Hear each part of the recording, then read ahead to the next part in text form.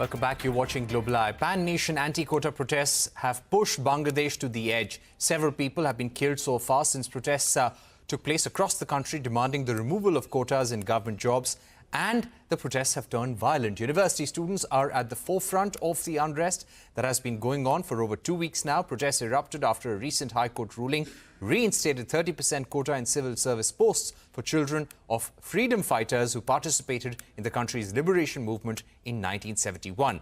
56% of the government jobs in Bangladesh are reserved. The protesters want the 30% reservation for children of freedom fighters to be abolished. The nature of the protests rapidly turned aggressive over days, with protesters clashing with the police, disrupting operations of the state broadcaster, damaging key infrastructure. Police have fired rubber bullets and hurled sound grenades and tear gas shells to scatter protesters, who also blocked railway tracks and major roads. Clashes have also been reported between student protesters and student wing of the Awami League. The Bangladesh government has imposed severe communication curbs. Mobile internet access has been blocked and news broadcasts have been shut down. On your screen, you can see a local Bengali news channel abruptly going off-air. A number of news websites remain largely inaccessible. We're now joined by Mubashir Hassan, author and human rights activist. Mr. Hassan was born in Bangladesh and is currently settled in Australia. Dr. Hassan, let me begin by asking you, what do you think is making students across Bangladesh so angry? Because this issue had also erupted in 2018. At that time, Sheikh Hasina had scrapped these quotas. Now they have been reinstated. So Supreme Court has set this aside for the moment. Why is this issue erupting again? Is this the result of joblessness, poor state of the economy? What do you think is making the youth so angry? So thank you, Porshit, for inviting me. The situation is very concerning in Bangladesh. In answering your question, there are several factors that are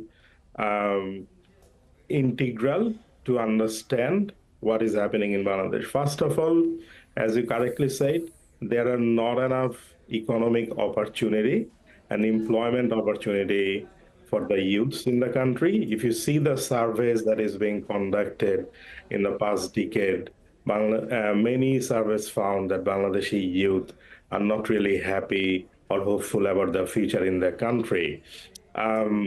So the civil service jobs provides a job security. And for that reason, they wanted to have a fairer access to the civil service jobs based on their merit. That's number one. Second is that when they began the protest this time, the Prime Minister Sheikh Hasina called them Rajakar. And, it's a very sensitive topic. Those who do not know the background, when Bangladesh was in liberation war against Pakistan, several Bangladeshis sided with the Pakistani military and participated in atrocity crimes against the Bengalis, and those Bengalis known as Rajakars. So that kind of hurled a moral humiliation to the students, and that made them angry. And Right. Third, and importantly, Prime Minister Sheikh Hasina did not provided an opportunity for these youths to elect her. As you know, the previous 3 elections in Bangladesh were neither free nor fair. So there was not enough options for these youths to vent their frustration or demand to the Prime Minister or demand to the state. Unlike India, Right. students could protest. So that kind of pushed them to the edge. And finally, the Dr. alliance... Hassan? Yes. Yeah, Dr. Hassan, what I would also like to ask you, do you feel that does this challenge the strength of Prime Minister Hasina as well? It is being said in certain global networks that there are winds of change afoot in Bangladesh, and these protests, in a way, are challenging her continuity as well. I think it's, look, if you analyze the reaction of Hasina's government to this protester, it's pretty brutal, right? If you look into the social media videos and footages, bodies are being dumped just on the streets.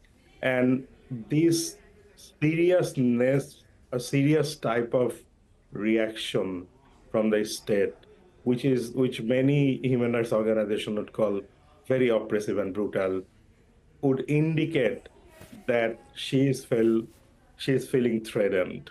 So it is perhaps her intention to control it fiercely.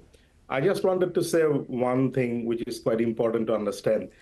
Previous years in Bangladesh, many people didn't speak up out of fear.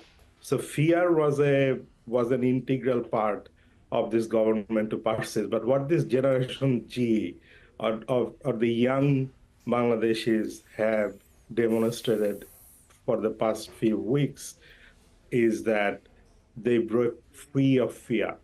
And authoritarian regimes thrive on fear. So I think that's what the government is getting a bit unsettled and decided to cut off all the communication so that they can reestablish the control. But the problem is they could control the movement for now, but human beings have also memories. And this young generation who grew up in post-1971 Bangladesh, to millions of young Bangladesh, I think her legacy is being severely tarnished. All right, Dr. Hassan, we've run out of time, but we'd really thank you for joining us on our program, Global Eye, giving us your view on a very disturbing situation unfolding in India's neighborhood in Bangladesh. Let's see how the government addresses it. With that, it's a wrap on this edition of Global Eye. Thank you for watching. Stay tuned to CNBC TV 18. News continues on the other side.